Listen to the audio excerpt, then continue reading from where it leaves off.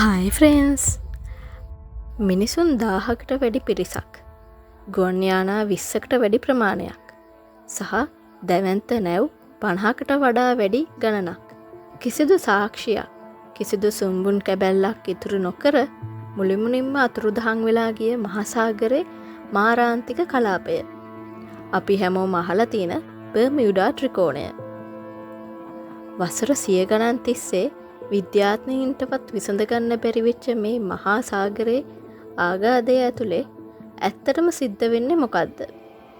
මේ කලාපයට ඇතුළු වෙන හැමදේම ගිල ගන්නායේ අදෘශ්‍යමාන බලවේගය කුමක්ද?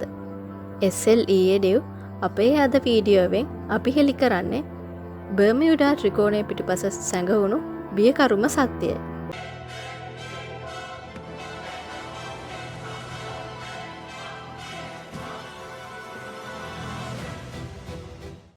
බර්මියුඩා ත්‍රිකෝණය ගැන ලෝකයේම කලබල වෙන්න පටන් ගත්තේ 1945 දෙසැම්බර් 5 වෙනිදා සිද්ධ වෙච්ච එකම එක සිදුවීමකින්. එදා ඇමරිකානු නාවික හමුදාවට අයත් ෆ්ලයිට් 19 කියන බෝම්බ හෙළන ගුවන් යානා 5ක් පුහුණුවීම් කටයුතු සඳහා මේ කලාපයට ඉහළින් පියාසර කළා. හැබැයි ටික වෙලාවකින් යානාවේ නියමුවා පාලන මධ්‍යස්ථානයට අමුතු පණිවිඩයක් එවනවා. අපිට පාර පේන්නේ නැහැ. මාලිමා පිස්සුවෙන් වගේ කරගෙනවා. සාගරයේ වෙනස්ම පාටක් ගෙන තියෙනවා කියලයි ඔහු කිව්වේ.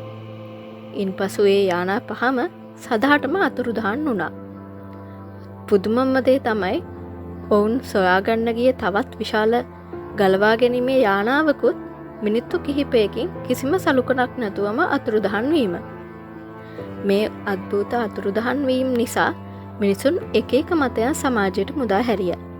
සමහරු කිව්වේ මේ කලාපයේ මුහුද යට පිටස්තර ජීවීන්ගේ එහෙමත් නැත්නම් ඒලියන්ස්ලගේ රහස් කඳවුරක් තියෙනවා කියලා. ඔවුන්ගේ UFO මගින් මේ යානා පැහැර ගන්නා බවට මතයක් පැතිරුණා. තවත් පිරිසක් විශ්වාස කරන්නේ ලෝකයේ වැහිලා ගිය අතිශය දියුණු ශිෂ්ටාචාරයක් වෙච්ච ඇට්ලන්ටිස් නගරය තියෙන්නේ මේ බර්මියුඩා කලාපයට යට කියලා. එහි ඇති අතිශය බලවත් ශක්ති ස්පටික නිසා ගුවන් යානාවල පාලනය ගිලිහී යන බවට ඔවුන් පැවසුවා.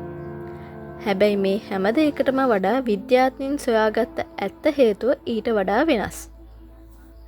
නූතන විද්‍යාඥයින් සහ චන්ද්‍රිකා තාක්ෂණය මගින් මේ අභිරහස පිටුපස තියෙන ස්වභාවික හේතුන් කිහිපයක් අනාවරණය කරගෙන තියෙනවා.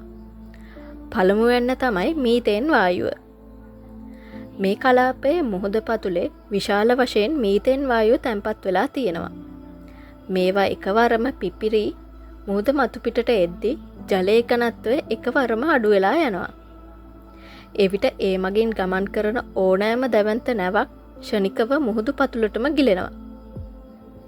ඒ වගේම මේ කලාපයේ ඉහළින් නිර්මාණය වන ෂඩාස්ත්‍රාකාර වලාකුළු නිසා පැයට කිලෝමීටර් 270ක විතර වේගවත් සුළං කණාටු ඇති වෙනවා.